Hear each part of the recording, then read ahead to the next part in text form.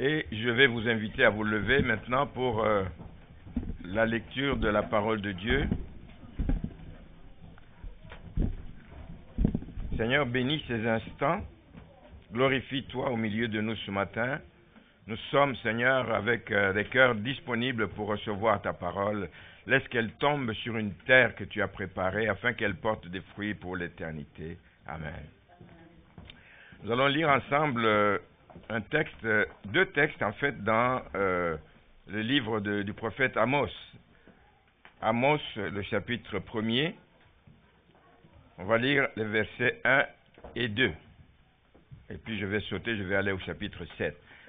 Amos 1, parole d'Amos, l'un des bergers de Tekoa, vision qu'il eut sur Israël au temps d'Ozias, roi de Juda, et au temps de Jéroboam, fils de Joas, roi d'Israël, 2 ans avant le tremblement de terre.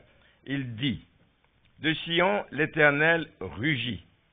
De Jérusalem, il fait entendre sa voix.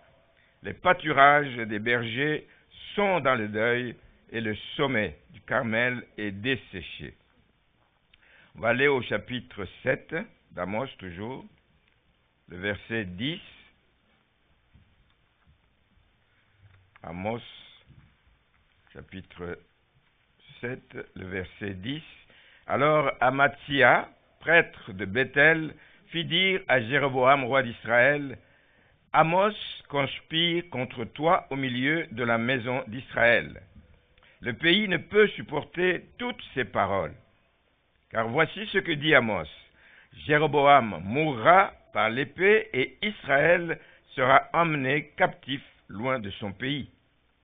Verset 12. Et Amatsia dit à Amos, homme à vision, pour se moquer un peu de lui, va-t'en, fuis dans le pays de Juda, mange-y ton pain et là tu prophétiseras. Mais ne continue pas à prophétiser à Bethel, car c'est un sanctuaire du roi, et c'est une maison royale. Amos répondit à Amatsia, je ne suis ni prophète, ni fils de prophète, mais je suis berger, et je cultive des sycomores. L'Éternel m'a pris derrière le troupeau, et l'Éternel m'a dit, va, prophétise à mon peuple d'Israël. Écoute maintenant la parole de l'Éternel, toi qui dis, ne prophétise pas contre Israël et ne parle pas contre la maison d'Isaac. Ça c'est la parole de l'Éternel dit, à cause de cela, voici ce que dit l'Éternel. Ta femme, toi Amatsia, ta femme se prostituera dans la ville. Tes fils et tes filles tomberont par l'épée, ton champ sera partagé au cordeau, et toi, tu mourras sur une terre impure, et Israël sera amené captif loin de son pays. Amen. Amen. Vous pouvez vous asseoir.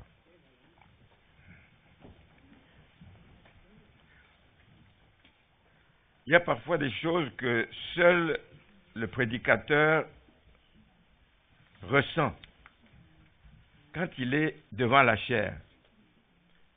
Ce matin, quand Étienne a ouvert la bouche pour lire le passage de Romains 1 qu'on a lu ici en ouverture, Romains 1 de 18 à 27, j'ai dit, Seigneur, tu m'étonnes, tu me surprends.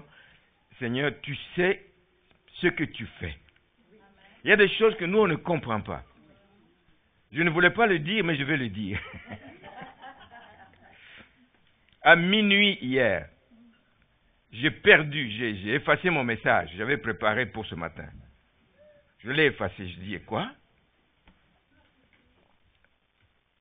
Mais j'avais déjà préparé dans le passé un autre message sur ceci. J'ai dit, mais Seigneur, qu'est-ce qui se passe? J'ai travaillé 2-3 jours pour préparer ce message. Mais je comprends que c'est ce que le Seigneur voulait que j'apporte ce matin, parce qu'il va exactement dans le même sens que ce que Étienne a apporté ce matin. Vous savez que les temps passent, les années passent, mais l'histoire se répète. L'histoire se répète.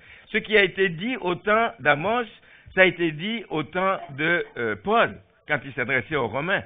Et on continue à le dire aujourd'hui. Les temps passent, mais l'histoire se répète. Et malheureusement, le monde ne tire pas assez de leçons de tout ce qui est dit et des événements passés.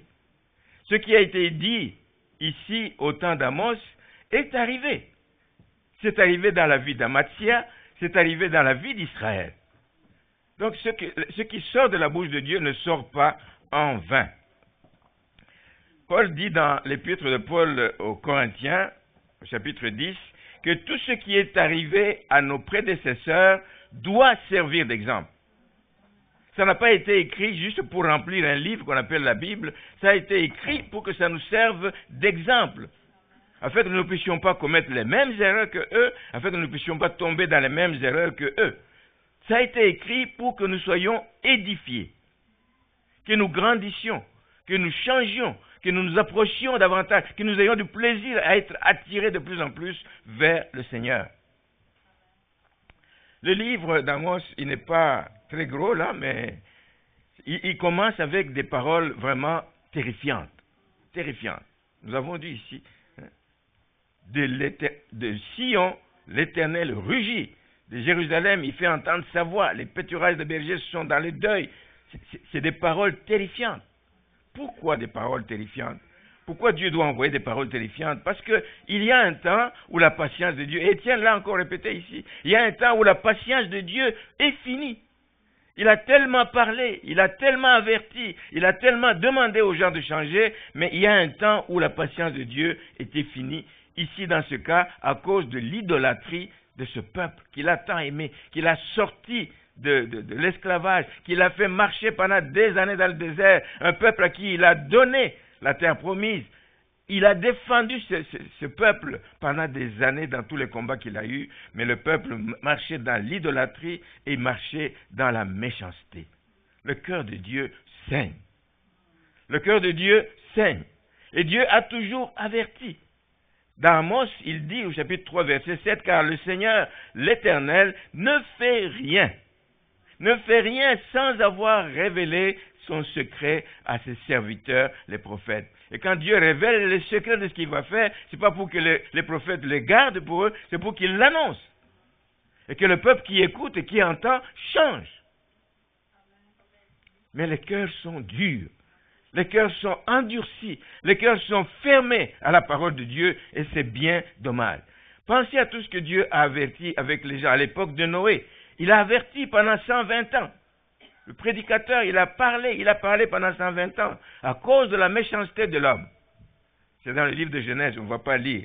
Et le fait qu'ils n'ont pas réagi, il y a eu le déluge et qui a emporté, sauf 8 personnes qui sont restées. Dieu a averti au temps d'Abraham, à l'époque, il y a eu la dépravation des mœurs à Sodome et à Gomorrhe. Dieu a averti, il y a eu des conséquences, des villes ont été détruites, des populations entières ont été réduites en cendres. Il l'a fait avec un prophète venu de Juda, un inconnu qui est venu de Juda pour avertir Jéroboam. Pas le nôtre ici, pas celui dont on parle, mais c'est Jéroboam Ier. Celui-ci, c'est le Jéroboam II. Il est venu avertir du jugement de Dieu. Jugement de Dieu sur les sacrificateurs qui n'étaient pas lévitiques. Dieu avait décidé que les sacrificateurs devaient être issus de la tribu de Lévi. Mais là, on avait installé des sacrificateurs qui n'étaient pas de Lévi. Le jugement s'est accompli, bien aimé. Il est sorti, mais il ne s'est pas accompli tout de suite. 300 ans après que la prophétie était sortie, 300 ans après, tout s'est passé, etc. Et Josias a été donc frappé comme cela avait été prédit. Et aujourd'hui, Dieu le fait encore. Ce matin, il l'a fait avec Étienne. Ce matin, il le fait avec moi, à travers des serviteurs fidèles. Les serviteurs fidèles ne peuvent pas ne pas avertir le peuple de Dieu du mal dans lequel il continue à marcher. Si nous ne le faisons pas, nous rendrons compte à Dieu. Dieu continue à avertir aujourd'hui ses serviteurs. Malheureusement, ils sont souvent incompris. Ils sont souvent pas écoutés. Ils sont souvent traités même d'aventuriers. Lui, c'est seulement des il faut. C'est pas des il faut qui viennent de lui, c'est des il faut qui viennent du Seigneur. Amen. Et je ne peux pas ne pas le dire. Amen. Merci Seigneur. Je voudrais revenir sur notre Amos ici. Dieu a suscité un homme, pas un grand homme, pas un homme connu. C'est un prophète d'ailleurs qu'il suscite pour aller parler à la tribu de Juda, à la tribu d'Israël. Lui vient de la tribu de Juda, mais il doit aller parler à la tribu de Juda, d'Israël. Un homme simple. La Bible dit qu'il était un agriculteur. Au verset, je crois, 14, on dit qu'il cultive des sycomores. Il était berger aussi, mais il cultivait aussi des sycomores. Donc, ce n'était pas quelqu'un qui exerçait le métier de prophète. Dieu l'a sorti, comme il a pris David derrière les brebis, Dieu l'a sorti de là pour un temps, parce qu'il y avait un message précis à donner à ce moment-là. Il l'a fait pendant un temps limité. Ce n'est pas des prophètes comme Jérémie, comme Ézéchiel, comme les autres qui ont prophétisé longtemps, mais lui, il l'a fait pendant un laps de temps, une période limitée. Il a été appelé pour une mission délicate. La Bible dit qu'il n'est ni fils de prophète, ce n'était pas quelqu'un de professionnel, il n'était pas connu, mais le Seigneur l'a envoyé et il est parti. Ça, regardez, qu'est-ce qu'on va dire de moi? Est-ce que lui, il vient d'où? C'est un petit qui, celui-là? Non. Il a obéi parce que Dieu lui avait confié une mission. Il venait sur ordre de Dieu, il vient du royaume de Juda pour le royaume d'Israël et pour apporter un message de jugement. C'est un message de jugement. Pour toutes ces raisons, c'était difficile qu'il soit bien accueilli, vous pensez bien. On n'aime pas les gens qui disent la vérité crue, la vérité qui fait réfléchir, la vérité qui met les gens dans un sentiment d'inconfort, parce qu'ils se sentent visés par la parole. Alors, de telles personnes ne sont pas bien accueillies, et donc ça a été le cas pour Amos, il n'a pas été bien accueilli. Mais Dieu l'a envoyé dans un autre territoire que le sien. Pourquoi? Parce qu'avec Dieu, il n'y a pas de frontières. Dieu n'a pas de frontières. Il m'a sorti d'Afrique, il m'a amené au Canada pour venir parler aux Québécois. Amen. Comme il y a eu des Québécois, il y a des gens venant de partout qui sont allés en Chine, qui sont allés partout en Afrique. Il n'y a pas de frontière avec la parole de Dieu. Amen. Quand Dieu décide d'envoyer quelqu'un, c'est le Dieu de l'univers. Il contrôle, tous les peuples lui sont soumis, tous les peuples lui appartiennent, les païens aussi bien que les ennemis de l'Évangile, aussi bien que les ennemis d'Israël. Israël lui-même appartient à Dieu. Dieu a le contrôle sur toute la surface de la terre. Et le texte ici maintenant nous met, vous avez vu le contexte, le texte lui-même nous met dans ce qui s'est passé entre Amos et Amathia. Ça a été vraiment un échange musclé. Un échange musclé. Parce que Amos n'a pas avalé ses mots, n'a pas mâché ses mots. Amos a dit fidèlement ce que Dieu lui a envoyé dire à ce peuple. Amathia n'était certainement pas d'accord parce qu'il était mal à l'aise, parce qu'on lui disait la vérité. Amathia était qui? Était un prêtre, était un sacrificateur. Je viens de dire que des sacrificateurs devaient être issus de la famille, de la tribu de Lévi pour offrir des sacrifices. Mais lui, le roi Jéroboam ici, a installé. Il dit non, non, non. Quand il y a eu scission entre le royaume du Nord et du Sud, il dit non, écoutez, nous ne devons pas tout le temps aller à Jérusalem. C'est dans l'autre royaume au Sud. Mais nous devons rester chez nous au nord. Et qu'est-ce qu'il a fait? Alors qu'on devait adorer à Jérusalem, lui, il a ouvert 2 sanctuaires à Bethel et à Dan. Il dit, mais ça va être plus court pour vous, ça va être plus facile pour vous. Et les gens étaient heureux. Ils disent, ah, ben oui, mais oui, mais oui. Et en plus, tu nous as nommés des sacrificateurs. Amathia a été nommé dans ce cadre. Et il apparaît dans les échanges que nous avons lus tout à l'heure que Amathia n'était pas au service de Dieu, mais il était au service du roi. Il était au service de celui qui l'a nommé. C'est à lui qu'il devait rendre compte, et il ne pensait pas qu'il devait rendre compte à Dieu. Et alors, il ne peut qu'en vouloir à Amos. Il dit, tu viens me déstabiliser dans le travail que je fais. Je le fais bien, je suis tellement apprécié, toi tu viens me déstabiliser. Tu dis que tu es envoyé de Dieu. Au verset 10, qu'est-ce qu'il nous dit? Il nous dit que Amos est accusé par Amathia, il est accusé de conspirer contre le roi. Il invente de toutes pièces. Il est accusé de conspirer contre le roi et même de prononcer des paroles que le pays ne peut pas supporter. Oui, mais vous ne pouvez pas supporter parce que vous savez dans quoi vous vivez. Vous ne pouvez pas supporter parce que vous savez que vous êtes dans le mal. Vous ne pouvez pas supporter parce que vous savez que vous ne marchez pas selon ce que Dieu attend de vous. Lui, il a dit ce que Dieu lui a dit et le peuple ne pouvait pas supporter. Et Amathia, évidemment, a bâti toute une accusation, une fausse accusation contre Amos en disant qu'il est en train de conspirer contre le roi.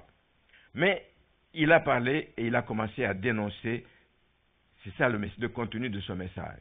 D'abord, il dénonce l'injustice et la méchanceté qui régnait en Israël, comme il y en a aujourd'hui dans le monde. Partout on entend, vous allez partout, c'est des cris, c'est des pleurs des gens, la population qui pleure, la maltraitance par les autorités, etc. Il dénonce l'injustice et la méchanceté qu'il y avait en Israël, alors que le royaume, à ce moment-là, le royaume du Nord, jouissait d'un temps de prospérité incroyable, comme jamais auparavant. Donc les finances allaient bien, le commerce allait bien, il est supposé à ce moment-là que la population du pays soit bien. Lui, il dénonce cette méchanceté. Il y avait un essor économique sans précédent. Sans précédent. C'est surtout dans la région de Samarie qui était un croisement, un lieu de carrefour où des commerçants passaient. Donc, il y avait beaucoup de choses qui se passaient dans ce centre commercial. Si on ajoute, c'est que les riches avaient des maisons. Je passe les détails parce que c'est dans les autres passages du livre d'Amos. C'est au chapitre 3, les versets 9 et 10, qu'on parle de l'essor économique qu'il y a eu à cette époque-là, particulièrement dans la ville de Samarie. On dit aussi que les riches avaient des maisons d'hiver et des palais d'ivoire. Des palais d'ivoire. Le peuple souffre, mais eux, ils sont dans des palais d'ivoire. Chapitre 3, verset 15. Le style de vie des gens était marqué par des excès. L'opulence, tout en grand, de grosses dépenses, etc. À côté de ça, il y a la population qui souffre. Et ils se servaient, pour s'enrichir, ils se servaient de ce qu'on appelle des balances falsifiées. Ça, nous l'avons vu. Moi, je l'ai vécu à un moment donné où des mamans qui vendaient dans le marché, il y avait des gobelets comme ça dans lesquels ils mesuraient la quantité de farine ou la quantité de haricots qu'ils devaient vendre. Mais il y en a qui étaient parvenus à mettre un fond pour relever ça. Ça veut dire que vous venez, vous voyez que c'est la taille, mais quand ils versent, c'est vrai, peut-être la moitié que vous avez. Des balances falsifiées. Aujourd'hui, il y en a. C'est peut-être pas des balances falsifiées, mais il y a tellement de choses qui se font dans le monde. Il a donc dénoncé l'injustice et la méchanceté en Israël. Il a aussi dénoncé l'arrogance des dirigeants. Ça va ensemble. Plus ils deviennent riches, plus ils deviennent arrogants. Et ils croient que s'ils sont arrivés où ils sont, c'est moi. C'est grâce à moi, c'est pas mes propres forces. Ils croient qu'ils ont triomphé quelque part. Ils croient qu'ils ont réussi grâce à leurs propres efforts. Dans le chapitre 6, il en parle. Il dénonce, Amos dénonce également, et c'est le point fort, il dénonce un culte que Dieu n'agrée pas. Vous imaginez que nous pouvons venir nous réunir ici dimanche après dimanche, dans un culte que Dieu n'agrée pas. C'est du temps perdu. C'est du bruit aux oreilles de Dieu quand nous louons le Seigneur. S'il n'agrée pas ce que nous faisons, qu'est-ce qui se passait avec eux? Le culte qu'ils faisaient, ils ne le faisaient pas au Dieu grand et redoutable, mais ils le faisaient au veau d'or qui s'était fabriqué. Des veaux d'or. Dieu ne prend pas plaisir, bien-aimé, à ce genre de choses. Dieu ne prend pas plaisir à ce genre de choses. Donc, c'est des choses à dénoncer. Dieu n'y prend pas plaisir parce que quand on le célèbre avec un cœur corrompu. On le célèbre avec un cœur. C'est la joie. On peut sauter, on peut danser dans tous les sens, mais quand le cœur est corrompu, quand le cœur est idolâtre, quand il y a de l'immoralité dans la vie des gens, quand il y a l'orgueil dans la vie des gens, Dieu n'agrée pas tout sacrifice qui lui est offert dans ces conditions. Mais vous pensez bien que ce qui s'est passé, les sacrificateurs, eux, quand ils voyaient ça, comme ce matin, j'entendais, il y a beaucoup de monde. On est toujours content qu'il y ait beaucoup de monde. Mais beaucoup de monde pour faire quoi? Pour juste se plaire que c'est rempli ou pour donner gloire à Dieu. Et il faut qu'on s'assure que tout ce qui se fait, c'est pour donner gloire à Dieu. Amen. Pas juste pour nous plaire, pas juste pour nous réjouir, mais que c'est pour donner gloire à Dieu que nous le faisons. On ne le fait pas par habitude, même quand on dit que c'est le premier dimanche du mois qu'on prend la Sainte Seine. Ce n'est pas par habitude, c'est parce que Dieu lui-même, Jésus lui-même l'a demandé. Vous le ferez, vous continuez à le faire afin que vous ne puissiez jamais oublier l'œuvre que j'ai accomplie à la croix. On ne le fait pas par habitude. On ne le fait pas par habitude. Mais les sacrificateurs étaient satisfaits. Ça s'appelle de l'autosatisfaction. Waouh! C'est plein ce matin. Autosatisfaction. Mais quel est l'état d'âme de ces gens? Quel est l'état d'âme de ces gens? Autosatisfaction. Ils étaient contents de ce que les gens offraient à Dieu. On offre à Dieu. On offre à Dieu même des choses souillées. Dieu ne peut pas agréer ces choses. Les sacrificateurs vont aimer. Les coffres de l'église sont remplis avec de l'argent volé, avec de l'argent tiré des magouilles et de toutes sortes, mais ça ne réjouit pas le cœur de Dieu. C'est des choses que nous devons adresser dans les églises, auprès des enfants de Dieu. C'est notre obligation de le faire, sinon nous rendrons compte un jour à Dieu. Alors procéder comme ça, c'est tout simplement faire semblant. Faire semblant qu'on a de bonnes dispositions, alors qu'en réalité, intérieurement, il n'y a aucune bonne disposition qui puisse plaire à un Dieu que nous servons. Et nous savons que le Dieu que nous servons, c'est un Dieu 3 fois saint. 3 fois saint. Nous devons nous approcher de lui avec crainte et tremblement. Et tout ce que nous faisons, nous devons le faire avec crainte et tremblement. Quand nous le servons avec crainte et tremblement. C'est ce que Dieu attend de nous. On ne doit pas faire semblant. Aujourd'hui, il y a beaucoup d'autosatisfaction dans l'Église du Seigneur. C'est dommage.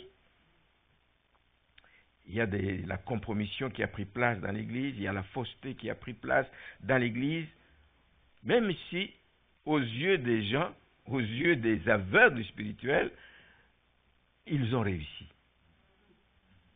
C'est cela. La réussite se mesure par l'argent qui est en compte, se mesure par le nombre de chorales qu'on a, se mesure par le nombre de gens qui participent. C'est ça la réussite. Or, la réussite aux yeux de Dieu, ce n'est pas du tout ça.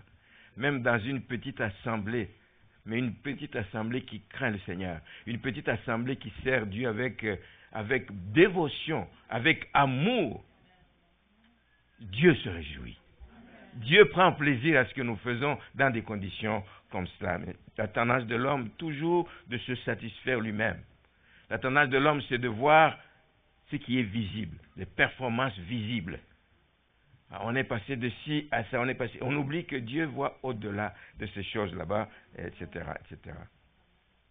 La quatrième chose, justement, dont Amos parle, c'est les conséquences, évidemment, qui en rapport avec tout ce qu'il a dénoncé. On l'a dit, c'est que la conséquence ne va pas toucher seulement les dirigeants ou les sacrificateurs, ça touche même le peuple. Ça touche le peuple. Et c'est là que je dis la responsabilité que nous avons vis-à-vis du peuple de Dieu. Quand nous prêchons, je dis, on ne prêche pas au banc, on ne prêche pas à des morceaux de bois, on prêche aux âmes qui ont été rachetées à grand prix par le Seigneur. Et nous rendrons compte, ici Israël va être dévasté par la faute de ses rois, par la faute de ses sacrificateurs, parce que personne n'a voulu s'opposer à la manière dont le roi voulait mener les choses. Personne n'a voulu élever la voix. Même quand un envoyé de Dieu est venu de loin, on l'a traité de tous les noms. La conséquence, Israël va être dévasté, va être amené loin du pays. L'autre conséquence, c'est que le sanctuaire va être détruit et on dit que l'épée va même s'abattre sur la maison de Jéroboam, le roi. Il va aussi être frappé. Maintenant, je voudrais qu'on regarde, ça a été le contenu du message de Amos quand il s'adressait à Amathia. Mais quelle a été la réaction de Amathia lui-même? Comment est-ce qu'Amathia a réagi? Ça, on le voit au verset 12. D'abord, il minimise l'homme de Dieu. Oh, ma vision! Oh, ma vision! Va-t'en avec tes visions, va-t'en, fuis! Fuis, on n'a pas besoin de toi ici. Fuis, rentre dans ton pays, dans Juda. C'est ça la réaction d'Amathia. Parce que lui, Amathia, se confie, il se cache derrière le pouvoir en place. Parce qu'il veut garder son poste. Il a été nommé par le roi et donc c'est à lui qu'il va rendre compte au lieu de saisir l'occasion et de s'humilier devant Dieu et d'obéir au message que Dieu a confié à son serviteur Amos. Il se moque tout simplement d'Amos et du coup il sous-estime évidemment la mission que le Seigneur a confiée à son serviteur. Il veut réduire ça à une forme de gain. Tu es un pauvre mendiant là, tu viens chercher l'argent ici auprès du roi, alors tu veux... Non, ce n'est pas du tout ça, ce n'est pas ce qui a amené Amos là-bas et les traite de mendiants. C'est comme si c'était une affaire de gagne-pain qu'on lui reproche. Tu es venu chercher les moyens ici, non, va-t'en, va dans ton pays. Alors je vais vous dire ce matin, bien qu'on ne se moque pas de Dieu, mais on se moque aujourd'hui des hommes de Dieu en disant qu'ils sont là pour s'enrichir et oubliant qu'il y a des serviteurs fidèles, des craignants Dieu, qui ne le font pas du tout pour des besoins d'argent. Non seulement qu'ils se confient, se cachent derrière l'autorité civile en place, mais il ordonne à Amos de quitter le territoire d'Israël, comme si c'est lui qui l'a invité, comme si c'était lui qui était le maître de ce territoire. C'était un pays qui était visité par beaucoup de gens. Amos pouvait être de passage, il était aussi libre. Il dit, quitte le territoire d'Israël, va-t'en chez toi, dans ton pays d'origine, en Juda. Il ordonne à Amos de cesser de prophétiser à Bethel. Cesser de prophétiser à Bethel. Ça veut dire cesser de parler au nom de ce que le Seigneur veut que tu dises. De quel droit il va interdire à un envoyé de Dieu de prophétiser à Bethel? Lui, il dit, non, tu n'as pas à prophétiser ici. Ici, ce n'est pas le sanctuaire de l'Éternel. C'est lui-même qui le dit. C'est le sanctuaire du roi. C'est la maison royale. Les choses ne se passent pas comme là-bas dans le sud où vous êtes à Juda. Ici, nous sommes au sanctuaire du roi, c'est la maison royale, au lieu d'être un sanctuaire de Dieu comme c'est à Jérusalem. Donc vous voyez qu'il était complètement à côté. Il travaillait pour le royaume de ce monde au lieu de travailler pour le royaume de Dieu. Alors cette prise de position d'Amatzia, qui est supposé être un sacrificateur, prouve que l'homme n'est pas simplement au service de Dieu, mais il est au service du roi. Il est au service de l'autorité politique, oubliant que chacun a un rôle. Le politique a son rôle de soigner la population que Dieu lui donne, mais les gens, les prêtres, les sacrificateurs ont un rôle de veiller, d'avertir les gens, de veiller sur leur âme, sur leur état d'âme, etc. Et donc, des menaces sont proférées envers ceux qui dénoncent le mal publiquement. C'est ce que Étienne était en train de dire ici. Quand on dénonce toutes ces contrefaçons qu'il y a aujourd'hui dans le monde, etc., les gens sont devenus fous, comme il disait dans l'épître aux Romains. Les gens sont devenus fous. Ils ont renversé les rôles, ils ont renversé les valeurs, etc. Ils sont devenus fous. Aujourd'hui, chaque fois qu'on essaie de dénoncer le mal publiquement, il y a des menaces qui arrivent. Il y a des menaces. Parce que la proclamation de la vérité dérange. Ça dérange. Ça dérange toujours. Mais ça dérange qui? Ça ne dérange pas les enfants de Dieu. La vérité, c'est la vérité. C'est la vérité qui nous éclaire. C'est la vérité qui nous guide. C'est la vérité qui nous aide à marcher en attendant le retour du Seigneur et de marcher comme il l'entend. Mais ça va déranger qui? Les impies. Ça va déranger les gens qui ne reconnaissent pas le Seigneur. Ça va déranger les gens qui ne sont pas régénérés, qui continuent à vivre dans leur vie ancienne. Et qu'est-ce qui arrive aussi, c'est qu'il y a des lois qui sont votées, qui sont comme une épée, vraiment au-dessus des serviteurs de Dieu aujourd'hui. Il y a des lois qui sont là telles que ça menace carrément. Vous parlez de trucs de transgenre ou je ne sais pas de quoi dans l'Église, vous condamnez tout ce qui est méfait de ce genre. Il y a des lois qui sont là pour payer des amendes, des milliers, des centaines de milliers de dollars, tout ça pour faire peur, pour fermer la bouche aux gens. Mais il n'y a pas que les gouvernements qui créent des problèmes dans les églises, mais il y a aussi même des fidèles. Il y a des fidèles qui n'aiment pas entendre un type de prédication, qui les reprend. Or, la Bible dit il faut censurer, il faut reprendre, il faut corriger. En tout temps, il faut le faire. Pas pour le plaisir, mais parce qu'il y a un temps où il faut le faire. Mais certains fidèles n'aiment pas ça non plus. Et quand ça arrive, ils sont mécontents, ils menacent de quitter l'église. Et si on est du genre à dire, oh, je vais perdre tous mes fidèles, tu changes complètement ton message, tu enlèves tout ce qui peut ramener les gens à la raison. Et c'est dommage. C'est vraiment bien dommage. Je vais avancer l'heure. Pour ce verset 14, je vais prendre le verset 14 de Amos, qui nous dit, Amos répondit à Amathia. Après tout ce discours de Amathia, il lui dit, je ne suis ni prophète, ni fils de prophète, mais je suis berger et je cultive des sycomores. Et il va continuer et il donne sa position finale. Quelle est sa position finale? Il n'a pas tremblé devant les menaces d'Amathia. Il donne sa position finale, il ne se laisse pas ébranler par cette menace, ni par le courroux présumé. Jusque-là, Jéroboam ne lui avait pas parlé, mais l'autre l'accuse, il l'accuse faussement en disant qu'il est en train de conspirer contre le roi. Mais on n'a pas entendu Jéroboam dire quoi que ce soit. Mais ici, il n'est pas apeuré par comment le roi pourrait réagir suite au mensonge que Amathia a proféré, parce qu'il accusait de conspirer contre le roi. Mais l'homme de Dieu, et c'est ce que j'aime, a répondu avec assurance, mais sans prétention. Et ça, j'aime ça, avec humilité. Il dit, je ne suis pas prophète. Moi, je ne suis pas issu d'une école de prophètes. Je ne suis pas un grand nom qui vient ici. Non, je ne suis qu'un petit cultivateur de sycomore. Ce que j'annonce n'est pas des choses qui m'ont été données dans une école de prophètes comme il y en avait à cette époque, mais comme il y en a aujourd'hui aussi. Il y a aujourd'hui des écoles dites de prophètes. On enseigne aux gens à prophétiser. Mais il dit que c'est l'Éternel qui m'a envoyé, qui m'a appelé et qui m'a envoyé en Israël. Lui, l'Éternel, quand il m'a envoyé, il ne regarde pas à l'apparence. Quand il a choisi David derrière, il n'a pas regardé à l'apparence. C'était le plus petit, qu'on l'avait même oublié quand on était venu pour oindre. Mais c'est lui que Dieu avait choisi. Dieu ne regarde pas à l'apparence. Dieu ne regarde pas à la position sociale. Dieu ne regarde pas au niveau académique. Oui, l'instruction est importante, mais Dieu ne regarde pas au niveau académique. Il regarde au cœur.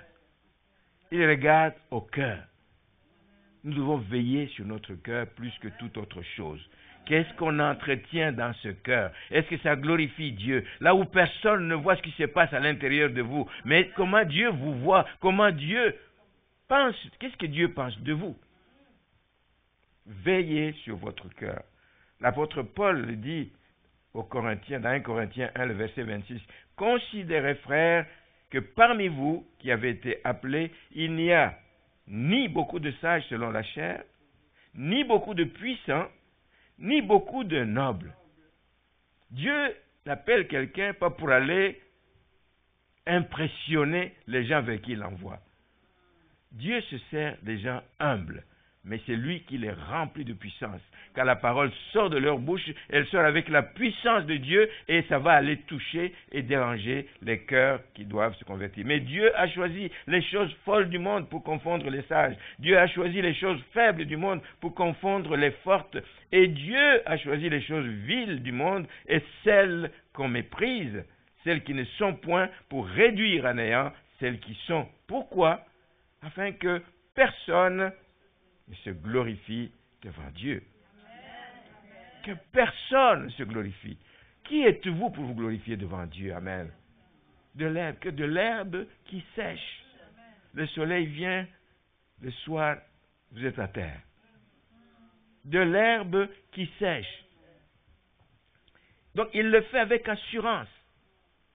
Parce qu'il sait de quel pouvoir il est investi. Il prophétise même le malheur à la famille d'Amathia. Il prophétise sa mort. Il dit qu'il va être envoyé, dans une terre impure et il reconfirme évidemment le jugement de Dieu sur Israël.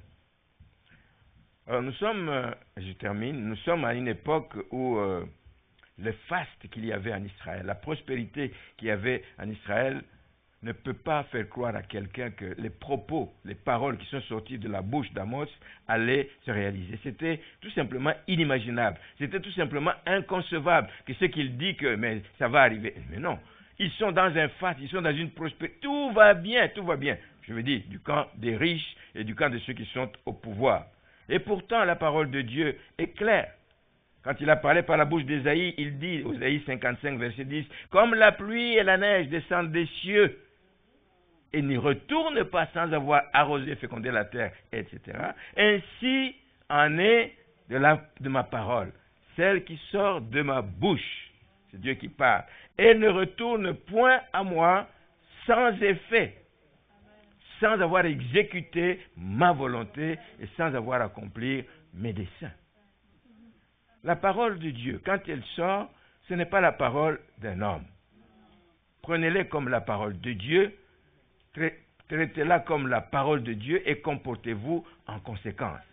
Parce que si vous ne le faites pas, tôt ou tard, les conséquences vont arriver si vous ne changez pas. Amen. Compte tenu donc des ressemblances de ce que nous vivons aujourd'hui dans le monde, on renie Dieu de tous bords, de tous côtés. Étienne l'a dit, et on renie sa parole, et on sait, pourtant nous savons, et nous le disons parfois à des gens, que le Fils de l'homme est à la porte, il est proche, il va arriver, il arrive, il est à la porte. Qu'est-ce que nous, chrétiens, nous qui écoutons ce message ce matin, qu'est-ce que nous devons faire? Nous devons être sages, pas à nos propres yeux, mais sages selon ce que la parole de Dieu nous dit. Sages pour nous-mêmes, pour que nos vies puissent plaire à Dieu, mais pour aussi que nos familles puissent plaire à Dieu.